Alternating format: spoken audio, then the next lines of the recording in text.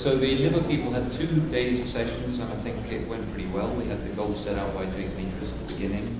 And I think as Mark Haas said in the electron microscopy group meeting yesterday, often it takes 2 Banff meetings to get through something where you think about it, you think it's there, but you're not quite ready for it. And this is the second meeting we've had looking at AMR, and I think we've come to some useful conclusions this time, building on what we felt last time that wasn't quite a mature enough field. So Jake kicked off the sessions by really reviewing the basic angioarchitecture of the liver and some of the considerations that liver pathologists can think about if they're looking at AMR. Obviously it's a disease of the circulation, and I think as liver pathologists, many of us, particularly those who don't do kidney, really look past the vessels. You see them, but you don't identify them. And Jake gave a very, very comprehensive review of the microangioarchitecture, particularly around the caudal tract and some of the vasculature, and some of the names that perhaps are not familiar to even regularly practicing liver pathologists that we're going to have to start thinking about. And concepts such as what may be written as interface hepatitis may actually be inlet venulitis. So that set the ground. And then we wanted some basic science discussions about the cellular players that might be involved and to review the state of the field. And Luis Hidalgo has been a busy man this session, I was going to say tournament for some reason. He's been a busy man, and he reviewed eosinophils, monocytes and NK cells and the interactions for us from an immunologist's perspective and in the setting of the liver. And Luis did a really good job, I think, first of all reviewing the basic immunobiology of these cells and what they did, and also looking at the interactions that were taking place in the mutual acceleration of reactions, particularly the interactions between monocytes and NK cells. We were particularly interested to hear about the eosinophil because it's a cell that you often see in AMR in the liver, and Lewis gave us some thoughts about that and also pointed out some of the gaps in knowledge, particularly in the liver, which has its own immune system anyway, and as to whether the eosinophil was a primary cell or a secondary cell. I think that the feeling among pathologists is that the cell has to be doing something primarily injurious, but it's not easy yet to fit it into the paradigms very well. He did a good job there. I spoke a bit about the mononuclear phagocyte system in liver transplantation, just overviewing what are the different cells in the liver, what's going on, and some of the concepts relevant to the allograft, in the sense that you could argue, for example, that there are no Kupffer cells in a liver allograft because they're embryologically derived from the yolk sac, they self-renew, and yet in an allograft they're all replaced by bone marrow-derived monocytes. And the ontogenic classification, they would therefore have the allograft as being Kupffer cell-free. And I discussed some of the reasons why that might not matter, but there are gaps in the data, and briefly went over dendritic cells and different types of monocyte that can be identified within the circulation, the tissue monocytes in the space of this, and the options for differentiating to macrophages and some of the spectrum of activity that macrophages can show. We took a slight step sideways. I'd asked do you want to do the next 3 so you can introduce? C therapies are so effective. What is going to be the spectrum of pathology that liver transplant pathologists will be encountering in the next 10 to 15 years? So what I'm saying is when the... Yes, we do still. I think some of these will be shorter than planned. So, but if you could introduce these 3. Still very keenly involved in hepatitis C cases, and focused a lot on immune reactivation in the liver and how we're going to identify that and categorize it. And he was able to be quite reassuring that transplant liver pathologists will not be out of a job simply because there are better hepatitis C therapy, and in fact there may be fewer biopsies in some areas but more in others and more complex. So he gave a good study. Leslie Neal reported back on a study that's been going on for some time and has evolved really, mirroring what has already been done in the kidney, looking at the practice of staining for C4D. And many of us have C4D positive cases of AMR in the liver, and other people who've never seen a case. And so one of the sort of technical fundamentals is, are we all using the same sort of stain, at least within a reasonable margin of error, and what sort of stains are we using, and which ones work, and are they the same protocols that work in the liver as work reasonably well in the heart or perhaps the kidney.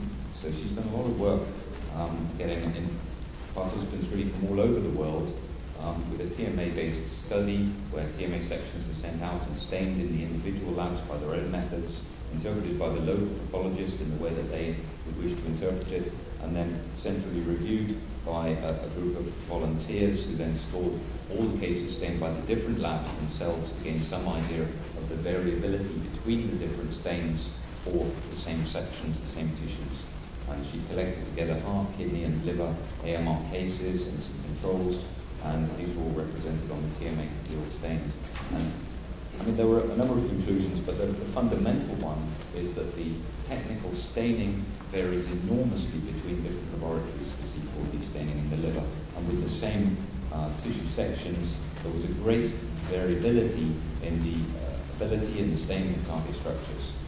And therefore, that's the sort of fundamental issue that needs to be addressed even before you then go on to how about variability between the pathologists. And so she was able to identify a best staining block method, if you like, and that method is going to be available online, and also really confirm that we are able to reasonably concordantly identify and grade the staining when it is present to different degrees.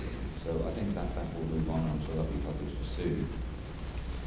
Stefan Hubscher then gave us a review of late allograft injury, and coming from a perspective of potential chronic AMR in the liver, what sort of ways do we have that we might be able to identify, what sort of patterns of injury have been identified, and he reviewed patterns of fibrosis in different diseases where we know the diagnosis, and then went on to studies showing evidence for fibrosis and the pattern of fibrosis associated with the chronic presence of DSA in the liver, and that really set the scene for the studies that came, or the reports that came afterwards in terms of looking at clinical cohorts, and we had 3 presentations dealing with clinical cohorts of patients in very different settings and looking at the presence of DSA and associations with different clinical outcome variables. And Arnaud Delbello from Toulouse gave us the experience of his cohort, and he's particularly interested in looking at de novo DSA and liver transplantation, and he presented a nice cohort with 14%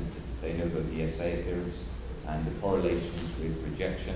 And within his, this is some of his published work, and within his cohorts he's able to identify cases of acute AMR that are exactly the same as those that other centres have published, and the sort of cases that we see people bringing from a variety of different centres, and that collectively, I think, are establishing a phenotype for acute AMR in the liver. It's not just 1 or 2 centres reporting stuff. Everybody is beginning to see these, even if sporadically, in their own practice, and the phenotype is consistent. And he was followed by Sandra Feng, who reported on pediatric cohorts that she's managing as part of clinical trials, a completely different set of patients, and has some really interesting data. And 2 groups of pediatric patients, those who are stable, long-term pediatric allograft recipients who are potentially candidates for weaning and get a liver biopsy as part of that workup, and yet harbour pathology. And she's looked quite closely at the association between this occult chronic pathology and these stable recipients and associations with DSA. And together with Jacobs, when they're doing the pathology, they're finding a phenotype.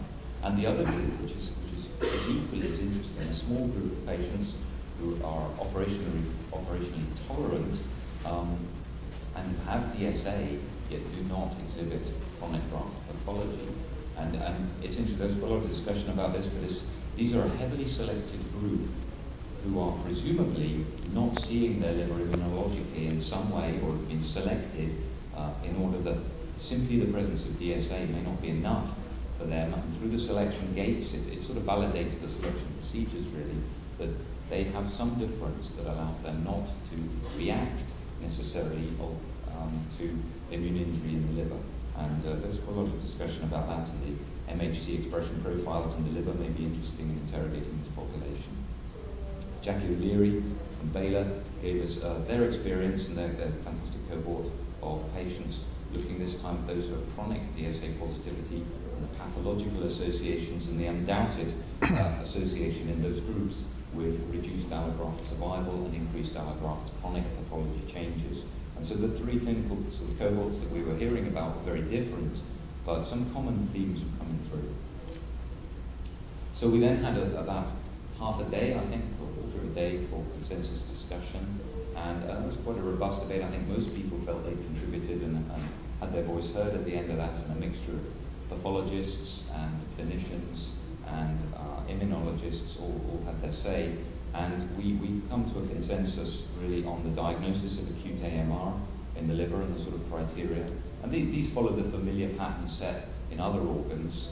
The liver's a bit slower to get there, just in the same way it's a bit slower to show AMR, I guess. And we've come to the same sort of requirements for histology, some evidence of antibody interaction in the microvasculature, some evidence of specific donor antibody in the serum, and looked at identifying histopathology features that are qualitative and gradable, and immunological scoring in terms of the C4D immunopositivity in the tissue. So the principles, I think, are generic and not controversial, and I think although most of the participants at the last meeting had accepted the idea of acute AMR, sometimes I think we need a couple of extra years for the idea to bed in, a few more papers to come out, and the concept really to go a little bit beyond being accepted to almost sort of taken for granted, really.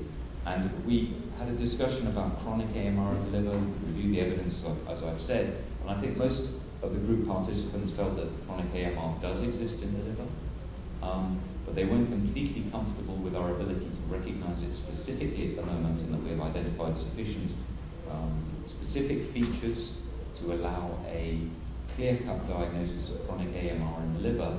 But I think the feeling was that we needed to set a line in the sand that could be shifted and move backwards and forwards in the future, but that nevertheless set a gate that people could base their studies on, pull back to in doing those studies, and then make changes to that. So we've identified categories of acute AMR and probable chronic AMR. Okay, for the immune scores for C4D deposition, there's nothing really controversial there. I guess what's interesting is that it does really mirror other organs. The target area that we feel is the best at the moment, with the best evidence for recognizing significant C4D deposition in terms of alloimmune injury, is the portal microvasculature and the immediate periportal microvasculature. And that is really the focus of the scoring system here for C4D deposition. A little bit of discussion about that, but I think the evidence for scoring this sort of anatomical category of staining is really pretty robust now.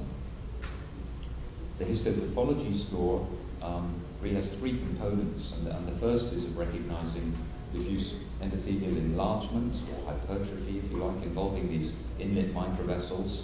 And the second component is that of microvasculitis, luminal capillaritis, or whichever term you wish to use, with either monocytes, typically some eosinophils, sometimes neutrophils, and we felt we were able to use the discrimination of the presence of the microvasculitis in more than sparse vessels as a sort of step up from the endothelial hypertrophy and rare vasculitis as a significant qualitative and quantitative step of severity. And then going to the third stage, which is relatively rare, would be microvascular disruption, so changes to the architecture. And these are relatively qualitatively different steps that are therefore hopefully easier for people to slot their biopsy into a particular category.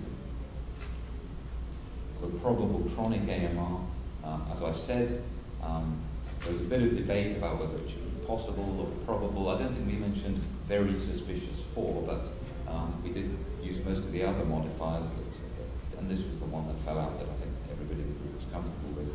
And this is really just setting a line to start with and to be modified, and taking into account some of these studies we heard reported, some of these clinical cohorts. This interface hepatitis or possibly inlet venulitis was a feature in patients with chronic DSA, and the presence of fibrosis, which perisinusoidal and perivenular fibrosis, possibly perivenular inflammation, are all there as histopathological criteria. But I think we all felt that just on their own, these are really, there are other diagnoses where you can see these to some extent, and we really want to avoid setting it, I think as Alex said, for the kidney, you really want to avoid overdiagnosis, and it's much better to miss out a lot of the cases at this point, and to not diagnose them and then capture them later as we refine the criteria and increase the specificity. So most people are happy with these, I think, and we're going to go away and write them up and refine the precise wording, but this is the stage we've got to at the moment. And I think the liver group, really, we had the specific goals, and I think over the last 2 Banff sessions we've managed to achieve them, and we've an output that hopefully will be a benefit to the field and help us to come back in a couple of years and revisit where we are and what needs tweaking.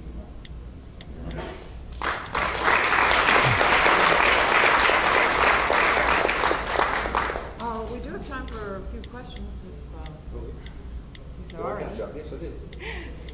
Yeah, I had a quick question. I know in Brazil, at that time, there was still some argument about portal versus sinusoidal, and maybe the sinusoidal staining was only seen on frozen sections with certain techniques. Has that ever been addressed, or do you just accept that you're probably not going to get a lot of frozen tissue? I think we're going to accept that pragmatically you're not going to get frozen tissue, and we have to deal with the world that people live in, and I think it's going to be an irrelevant classification if we put up frozen tissue requirements. I think the sinusoidal staining is real, but Leslie's TMA study showed that it is relatively insensitive relative to the portal microvascular staining. It can accompany it. There was some debate about what to do when you have only sinusoidal staining, and I think we've agreed to sort of park that as not sufficient at the moment. That can always be revisited, but it's easier to put it aside. People are generally, the topographic association of the C4D with the histological changes and makes sense, biological sense. And the sinusoidal staining is a little bit more difficult to make sense of biologically, I think. So we've parked that for now while recognizing that it's still there as an issue. And molecular? Are you on the brink of adding that to your... We're on the brink of being on the brink of nearly saying something about molecular. Okay, thanks a lot.